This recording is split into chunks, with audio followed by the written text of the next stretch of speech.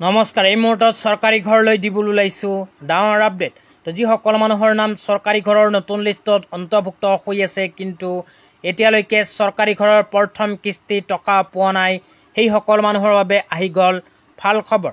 অসম চৰকাৰে ইতিমধ্যে চৰকাৰী ঘৰলৈ এখন ডাঙৰ আপডেট লৈ আহিছে।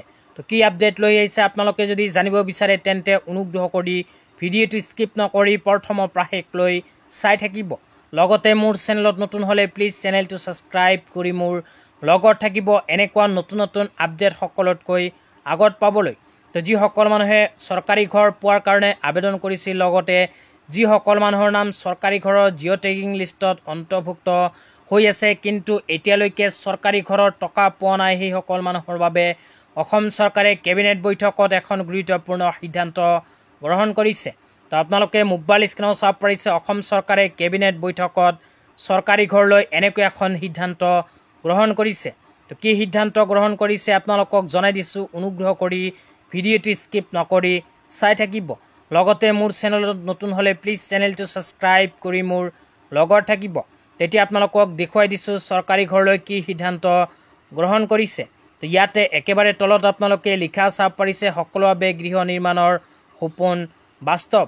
প্ৰধানমন্ত্ৰী আৱাস যোজনা গ্ৰামীণ PMAYGৰ অধীনত 3,14,773 গৰাকী হিতাধিকাৰী সংযোজনৰ বাবে কেবিনেটে অনুমোদন জনাইছে।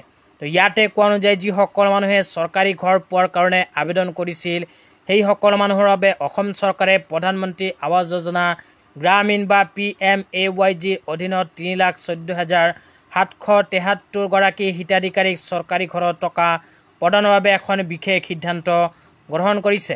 তো অসম চৰকাৰে কেবিনেট বৈঠকত এই সিদ্ধান্ত গ্ৰহণ কৰিছে।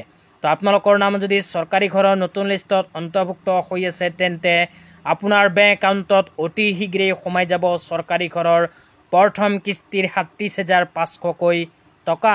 লগতে যিসকল মানুহৰ চৰকাৰী ঘৰৰ জিঅ' টেগিং লিষ্টত নিজৰ নাম অন্তৰ্ভুক্ত হৈ আছে, সেইসকল মানুহে ভিডিঅ'টো চাই আছে যদি নিশ্চয় এইটো ভিডিঅ'ৰ কমেণ্ট বক্সত কমেণ্ট কৰি জনাই দিব। লগতে মোৰ চেনেলত নতুন হ'লে প্লিজ চেনেলটো ছাবস্ক্ৰাইব কৰি মোৰ লগত থাকিব চৰকাৰী ঘৰ সম্পৰ্কে নতুন নতুন আপডেট সকলোতকৈ আগত পাই থাকিবলৈ। তো আজি ইমানেই, ধন্যবাদ।